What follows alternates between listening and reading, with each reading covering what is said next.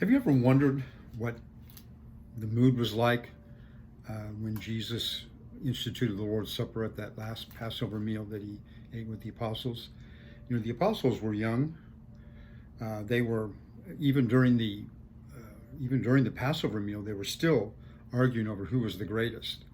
So there was a lot of competition as well as camaraderie going on. And I would imagine if we could, when we get to heaven, ask God to show us a video of that scene, we would probably see some joking and some laughter going on. Here are these 12 young men who are challenging the authorities through Jesus, and as a result, they're probably excited. They know that being there in Jerusalem has brought danger into their lives, and I'm pretty sure that under Peter's leadership, that they're fairly confident that they can handle what's going on. But here it is, the Last Supper. Jesus knows that he's about to get arrested and be sent to the cross and die. And he's trying to, tell them that I want you to remember what we've just done, so that later on you will do this in remembrance of me, and that this will be passed on to future generations, so that down throughout the ages, people will remember what I've done tonight, or what happens tonight. I'm sure that obviously, as we read through the scriptures, they have no clue what's really going on, or very little clue. They've got the fact right that he's the Messiah, but they haven't quite grasped the connection of his death, burial, and resurrection that he's already predicted 3 different times on their journey down to Jerusalem for this final week.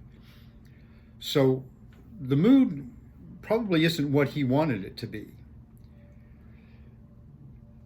Fast forward then to sometime after the day of Pentecost, when the apostles sit down for their first Lord's Supper.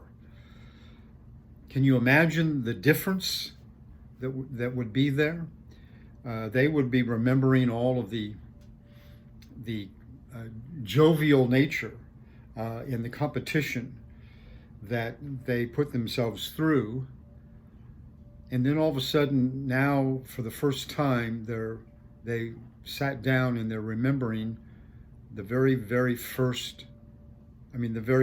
time that Jesus instituted the Lord's Supper and told them to do this in remembrance of me, and now they're doing it. I wonder if there's more of a somber tone behind that.